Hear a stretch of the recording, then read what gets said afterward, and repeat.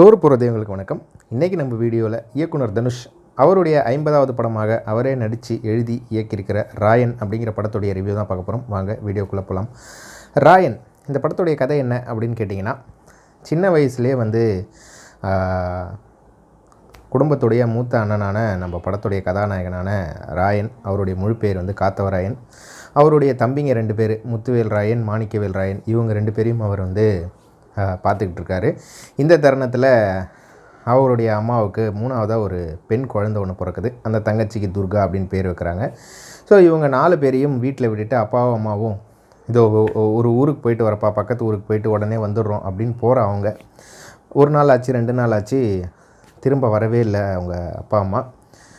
அதுக்கப்புறம் அந்த ஊரில் இருக்கிற பூசாரிக்கிட்ட போயிட்டு இவங்க அப்பா அம்மாவுக்கு என்ன ஆச்சு அப்படின்னு இவங்க கேட்க போக, அந்த பூசாரி பிறந்த குழந்தை அது பெண் குழந்தையாக இருக்கிறனால அதை விற்றுடணும் அப்படின்னு சொல்லிட்டு ஒரு முடிவெடுத்து ஒரு கேங் கிட்ட பேசிக்கிட்டு இருக்கிறாரு. அதை பெரியவனான ராயன் கேட்டுறாப்புல.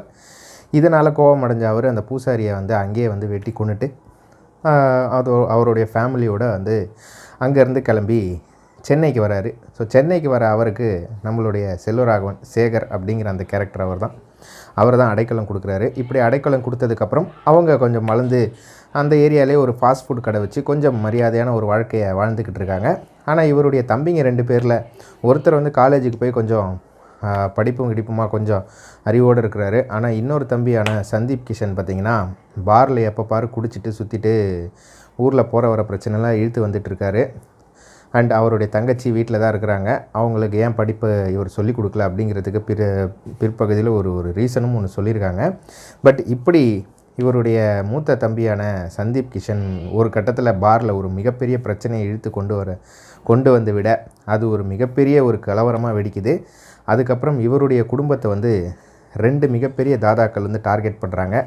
துரை அப்படின்னு ஒரு தாதாவும் சேது அப்படின்னு ஒரு தாதாவும் டார்கெட் பண்ணுறாங்க. ஸோ இப்படி டார்கெட் பண்ண ஆரம்பித்ததுக்கப்புறம் இவருடைய தம்பிங்களை இவர் காப்பாற்றினாரா, இவருடைய தங்கச்சியும் இவர் காப்பாற்றினாரா, ஸோ இவர் குடும்பத்துக்கு என்ன தான் ஆச்சு, அந்த 2 தாதாக்களின் நிலைமை என்ன ஆச்சு அப்படிங்கிறது தான் இந்த படம் நமக்கு சொல்ல வருது. அப்படிப்பட்ட ஒரு படம் தான் ராயன் அப்படிங்கிற படம். ஸோ இந்த படத்தை நீங்கள் கூட்டி கழித்து பார்த்து கொஞ்சம் அலசி ஆராய்ஞ்சிங்க அப்படின்னா இது ஒரு புதுமையான கதை அப்படின்லாம் நீங்கள் சொல்லிடவே முடியாது. தமிழ் சினிமா ஆரம்பித்த காலத்துலேருந்து இதே கதையை தான் நம்ம பார்த்துக்கிட்டு இருக்கோம். அதாவது ஒரு குடும்பம், அந்த குடும்பத்துக்கு ஒரு மிகப்பெரிய ஒரு பில்லராக இருக்கக்கூடிய அந்த குடும்பத் தலைவன், அந்த குடும்பத்தில் இருக்கிறவங்களுக்கு ஏதாவது ஆச்சு அப்படின்னா கோபம் கொண்டு கொதிச்செழுந்து மற்றவங்களை போட்டு தள்ளுற ஒரு அளவுக்கு ஒரு கோபமானவராக மாறுவார். அப்படிங்கிறது காலங்காலமாக நம்ம தமிழ் சினிமாவில் பார்த்துக்கிட்டு வர ஒரு பழமையான கதை தான். தனுஷும் உண்மையிலே புதுசாக நம்ம எக்ஸ்பெரிமெண்ட் பண்ணலாம் நம்மளுடைய 50வது படத்தில் அப்படின்னு சொல்லிட்டு புதுசாக ஏதாவது இறங்கி நம்ம சொதப்ப வேணாம் அப்படின்னு சொல்லிட்டு ஆல்ரெடி ட்ரைட் அண்ட் டெஸ்டட், அதாவது இந்த ஜான்ராவை நம்ம எடுத்தோம் அப்படின்னா அதுக்கான ஸ்க்ரீன் பிளேவை நம்ம பக்காவாக கொடுத்துட்டோம் அப்படின்னா இது எவ்வளவு தான் அடித்து துவைச்ச கதையாக இருந்தாலும் மக்கள் கண்டிப்பாக அதை ஏற்றுப்பாங்க. அப்படிங்கிறதுனால அவர் கொஞ்சம் சேஃப் ஜோனாகவே இந்த கதையை அவர் எடுத்திருக்கிறாரு. ஓரளவுக்கு எனக்கு தெரிஞ்சு, ஓரளவுக்கு இல்லை, முக்கால்வாசி கிணறு இந்த படத்தில் அவர் தாண்டிட்டாருன்னு தான் நான் சொல்லுவேன். ஏன்னா பாப்பாண்டி அப்படிங்கிற ஒரு ரொம்ப அருமையான ஒரு ஃபீல் குட் மூவி எடுத்த தனுஷ் திடீர்னு அப்படியே ஒரு டோனல் ஷிஃப்ட் ஆகி ஒரு கேங்ஸ்டர் ட்ராமா அப்படிங்கிற ஒரு கட்டத்துக்குள்ளே இவர் டைரக்ஷன் பண்ணுறாரு. அதுவும் 50வது படம் அப்படின்னோடனே மற்றவங்க எல்லாருக்குமே ஒரு எதிர்பார்ப்பு, எப்படி இவர் இந்த படத்தை எடுத்திருப்பார், அண்ட் இந்த படத்தில் ஒரு மிகப்பெரிய ஸ்டார் காஸ்டிங் வேறு, எல்லாரையும் எப்படி யூஸ் பண்ணியிருப்பார் அப்படிங்கிற ஒரு எதிர்பார்ப்போடு தான் இந்த படத்தை நாங்கள் பார்க்க போனோம். உண்மையிலே இந்த படத்துடைய ஃபஸ்ட் ஆஃப் கொஞ்சம் பதபதப்பாகவே தான் போச்சு. எல்லா இடமுமே பார்த்திங்கன்னா, அதாவது காமெடி அப்படிங்கிற ஆஸ்பெக்டில் இந்த படத்தில் தனியாக எதுவுமே வைக்கலை. அப்படியே போகிற போக்கில் ஏதாவது ஒரு 2-3 சீனில் அதுவும் எஸ்ஜே சூர்யா வர ஒரு சில காட்சிகளில் தியேட்டர் கொஞ்சம் நல்லா கலகலன்னு சிரிக்குது. அது போக இவர் காமெடி அப்படிங்கிற மாதிரி எதுவுமே இந்த படத்தில் யூஸ் பண்ணல. படம் ஃபுல்லாக கொஞ்சம் சீரியஸாகவே தான் போகுது. அதுவும் குறிப்பாக ஃபஸ்ட் ஆஃப் பரபரப்பாகவே போகுது. எப்போ என்ன நடக்கும், அடுத்து என்ன நடக்கும் அப்படிங்கிற ஒரு பதட்டத்திலே நம்மளை வச்சுருக்கிறாங்க. அதுதான் ஃபஸ்ட் ஆஃபுடைய ஒரு வெற்றி அப்படின்னு நான் சொல்லுவேன். அண்டு பர்ஃபார்மன்ஸ் அப்படின்னு நீங்கள் பார்த்துக்கிட்டிங்கன்னா, தனுஷ் உண்மையிலே 50வது படம்ன்றதுக்காக மாஸாக நான் உள்ளே இறங்குறேன், எனக்கு ஒரு இன்ட்ரோடக்ஷன் சாங்கு, மாஸ் ஃபைட்டு அதெல்லாம் நானே வச்சுக்கிட்டு நானே டைரக்ஷன் பண்ணுறேன் அப்படின்ற எதுவுமே இல்லாமல் உண்மையிலே இந்த படத்துக்கு என்ன தேவையோ, அவர் கேரக்டர் என்ன டிமாண்ட் பண்ணிச்சோ, அவருடைய ரைட்டிங்கில் அவருடைய கேரக்டர் அவர் எப்படி எழுதினாரோ அதே தான் பர்ஃபார்ம் பண்ணியிருக்காரு. ரொம்ப ஆர்ப்பாட்டம் இல்லாத ஒரு நடிப்பு, அசத்தலான ஒரு நடிப்பு, சூப்பராகவே பர்ஃபார்ம் பண்ணியிருக்காரு. குறிப்பாக இன்ட்ரோல் பிளாக்கில் அந்த ஃபைட் சீன் அது வந்து தியேட்டரே வந்து தெறிக்க விடுற மாதிரி ஒரு ஃபைட் சீனு அட்டகாசம் பண்ணியிருக்காரு. ஒன்றுமே கிடையாது, இந்த அரிசி மூட்டையெல்லாம் குத்துறதுக்கு ஒரு மிகப்பெரிய ஒரு குத்தூசி மாதிரி ஒன்று வச்சுருப்பாங்க. அது ஒரு ஊசியை வச்சுக்கிட்டு அவர் வந்து எல்லாரையும் போட்டு தள்ளுற மாதிரி ஒரு இந்த ஃபைட் எக்யூப்மெண்ட் வந்து கண்டிப்பாக ஸ்டண்ட் மாஸ்டர் பீட்டர் ஹெயினுக்கு தான் நம்ம பாராட்ட சொல்லி ஆகணும். ஏன்னா வந்து பெருசாக அருவாள் இதெல்லாம் எடுத்துக்கிட்டு வெட்டிட்டு கொண்டுட்டு இருக்காமல் அழகாக வந்து இந்த ஊசி எடுத்து எல்லாத்தையும் இறக்கிட்டு போயிட்டே இருக்கலாம் அப்படின்னு பீட்டர் ஹெயின் சொல்லியிருப்பார் போல இருக்குது. அதை தான் வந்து தனுஷ் ஃபாலோ பண்ணியிருக்காரு. சூப்பரான ஒரு பர்ஃபார்மன்ஸ் அவர்கிட்ட இருந்து. சண்டை காட்சிகள் மட்டும் இல்லாமல் எமோஷ்னல் காட்சிகள்லையும் சரி, தம்பிங்களுக்கு ஒன்றுனா அடுத்து என்ன பண்ணணுமோ அப்படிங்கிற ஒரு பயத்தை வந்து அவர் வெளிப்படுத்துகிற விதமும் இருந்தாலும் சரி, அண்ட் தங்கச்சி மேலே அவர் உருகி பாசம் காட்டுற அந்த இடமும் சரி சூப்பராக பண்ணியிருக்காரு அப்படின்னு சொல்லுவேன். அவருக்கு அடுத்து இந்த படத்தில் ஈக்குவலாக ஸ்கோப் இருக்கிற ஒரு கேரக்டர் அப்படின்னு பார்த்திங்கன்னா, தனுஷுக்கு ஈக்குவலான ஒரு கேரக்டர் அப்படின்னா அது துஷாரா விஜயன் தான். அண்டு இன்டர்வலுக்கு அப்புறம்லாம் அவங்களுடைய கேரக்டர்லாம் வேறு லெவலில் ஒரு ஷிஃப்ட் ஆகும். அதெல்லாம் வந்து அவங்க ரொம்ப பிரமாதமாக பண்ணியிருக்காங்க. இன்ஃபேக்ட் அவங்களுக்கு ஃபைட் சீன்ஸ்லாம் வேறு இந்த படத்தில் இருக்குது, அதுலேயும் வந்து பிரமாதப்படுத்தியிருக்கிறாங்க அப்படின்னு நான் சொல்லுவேன். குறிப்பாக வந்து ஒரு சின்ன இடம், அந்த ஷட்டருக்குள்ளே வந்து ஒரு ஃபைட் சீன் ஒன்று நடக்கும். தனுஷை வந்து படுக்க வச்சுருப்பாங்க ஒரு ஓரமாக. அவர் பேஷண்ட்டாக படுத்துட்ருப்பார். அவரை காப்பாற்றுறதுக்காக இவங்களும் செல்வராகவனும் இறங்கி ஒரு சண்டை ஒன்று போடுவாங்க. அங்கெல்லாம் வந்து துஷாரா விஜயன் வேறு லெவலில் பர்ஃபார்மன்ஸ் பண்ணியிருக்காங்க. அண்டு கிளைமேக்ஸ் நெருக்கத்துலேயும் அவங்களுடைய பர்ஃபார்மன்ஸ் அவ்வளோ சூப்பராக இருக்குது அப்படின்னு நான் சொல்லுவேன். ஸோ இவங்களுக்கு பிறகு காளிதாஸ் ஜெயராமாக இருக்கட்டும், சந்தீப் கிஷன், அபர்ணா பாலமுரளி, அப்புறம் சித்தப்பூ சரவணனாக இருக்கட்டும், இவங்க எல்லாருமே அவங்களுக்கு என்ன கேரக்டர் கொடுக்கப்பட்டிருக்கோ அதை கச்சிதமாகவே செஞ்சுருக்காங்க. அண்ட் காளிதாஸ் ஜெயராமுக்கும் சந்தீப் கிஷனுக்கும் கூட இன்டர்வலுக்கு அப்புறமா வந்து சூப்பரான ஒரு ட்விஸ்ட்டோட ஒரு நல்ல ஒரு கேரக்டர் வந்து எழுதி கொடுத்துருக்கிறாரு தனுஷ். அதை அவங்க 2 பேருமே சூப்பராகவே பண்ணியிருக்காங்கன்னு நான் சொல்லுவேன். குறிப்பாக சந்தீப் கிஷன் உண்மையிலேயே அந்த எப்போ பாரு குடிச்சிக்கிட்டு விழுந்துட்டு சும்மா உரண்டை இருக்கிற அந்த கேரக்டரே, அண்ட் அவருக்கும் அபர்ணா பாலமுரளிக்குமான அந்த சீக்வன்ஸு இது எல்லாமே வந்து சூப்பராகவே ஒர்க் அவுட் ஆகிருக்கு அப்படின்னு நான் சொல்லுவேன். அண்ட் உண்மையிலேயே வந்து எஸ்ஜே சூர்யா இந்த படத்தில் வந்து செகண்ட் ஹாஃப் முழுக்க இந்த படத்தை கொஞ்சம் தாங்கி பிடிக்கிறது அப்படின்னா எஸ்ஜே சூர்யாவுடைய ஆக்டிங்கும் நான் சொல்லுவேன். அவருக்கு வந்து 2 பொண்டாட்டி அப்படின்ற மாதிரி சொல்லுவாங்க. அதில் ஒருத்தர் வந்து வரலட்சுமி சரத்குமார். ஆனால் அவங்களுக்கும் இவருக்குமான அந்த காம்பினேஷன் சீன் தான் அல்டிமேட்டு. அதில் ஒரு சின்ன ஒரு காமெடி போர்ஷன் ஒன்று வரும். அதில் வந்து ஜஸ்ட்டு வரலட்சுமியுடைய ஃபேஷியல் ரியாக்ஷன் மட்டும்தான் வந்து தியேட்டரில் காட்டுவாங்க. அதுவே வந்து தியேட்டரே வந்து விழுந்து சிரிக்கிற அளவுக்கு ஒரு மிகப்பெரிய ஒரு காமிக்கல் சீன் அது. அட்டகாசமாக வரலட்சுமி சரத்குமாரும் அந்த இடத்துல ஸ்கோர் பண்ணியிருந்தாங்க. எஸ்ஜே சூர்யா அவர் வந்து தனுஷை கூப்பிட்டு உட்கார வச்சு ஒரு சீன் வந்து ஒரு கான்வர்சேஷன் நடக்கும் அவருக்கும் தனுஷ்க்கும். அதில் வந்து எஸ்ஜே சூர்யா வேறு லெவலில் பிச்சு விட்டுட்டார் சீனை அப்படின்னு நம்ம சொல்லலாம். அந்த அளவுக்கு ஒரு பர்ஃபார்மன்ஸ் அவர்கிட்ட இருந்து. அண்ட் அந்த சீனோட முடிவில் தனுஷோடைய டிரான்ஸ்ஃபர்மேஷன் அதுவும் வேறு லெவல். ஸோ இந்த மாதிரி எஸ்ஜே சூர்யா படம் நடிகிலும் வந்து சூப்பராக பண்ணியிருக்காரு. அண்ட் உண்மையிலேயே அந்த அடங்காத அசுரன் பாட்டுக்கு தனுஷ் தான் நம்ம டான்ஸ் ஆடவர்னு நினச்சா அந்த பாட்டு ஃபுல்லாக எஸ்ஜே சூர்யாவுக்கு தான் வந்து பிரபுதேவா கோரியோகிராஃப் பண்ணியிருக்காரு. சத்தியமாக யாருமே எதிர்பார்க்கல. அந்த அளவுக்கு எஸ்ஜே சூர்யாவும் பின்னி பெடல் எடுத்திருக்காரு டான்ஸில். அவ்வளோ சூப்பரான ஒரு பர்ஃபார்மன்ஸ் அவர்கிட்ட இருந்து நான் சொல்லுவேன். உண்மையிலே தனுஷ், துஷாரா விஜயன், எஸ்ஜே சூர்யா இந்த 3 பேர் தான் வந்து இந்த படத்துடைய மெயின் பில்லர்ஸ்னே நான் சொல்லுவேன். பட் இந்த படத்துடைய 2வது மிகப்பெரிய தூண் யார் தனுஷுக்கு அப்புறமா அப்படின்னு கேட்டிங்கன்னா அது ஏஆர் ரஹ்மான் மட்டுமே. எவ்வளோ வருஷமாக வந்து நம்ம ஏஆர் ரஹ்மானுடைய அந்த ஒரு கிரிப்பிங் மியூசிக்கை வந்து கொஞ்ச நாளாக மிஸ் பண்ணுறோமோ அப்படிங்கிறத வந்து இந்த படத்தில் அவர் போட்ட மியூசிக்கை பார்க்கும்போதே தெரியுது. உண்மையிலே தனுஷுக்கு ஒரு 50வது படம்னா அதுக்கு ரஹ்மான் வந்து ஏதோ ஒரு வெறியில் தான் இந்த படத்துக்கு மியூசிக் போட்டிருக்காரோ அப்படிங்கிற அளவுக்கு வந்து மியூசிக்கை வந்து சும்மா பிரித்து விட்டுருக்கிறாரு மியூசிக்கை படம் ஃபுல்லாக.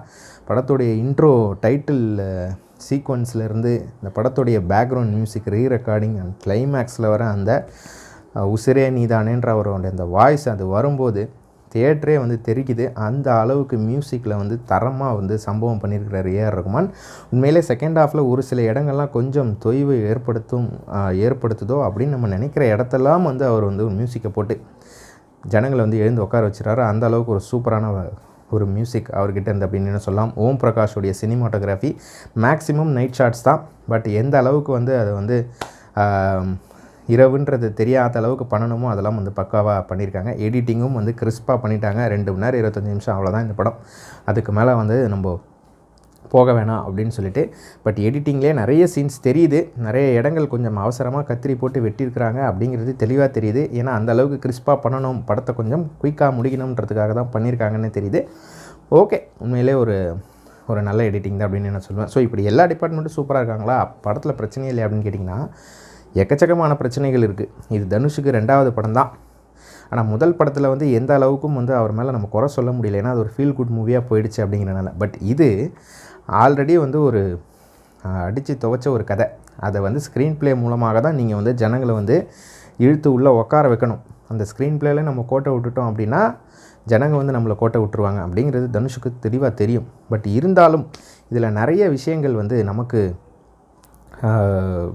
நம்மளுடைய மைண்டுக்கு வந்து இது ஏன் இப்படி பண்ணாங்க அப்படிங்கிற மாதிரி ஒரு கேள்வி எழுது.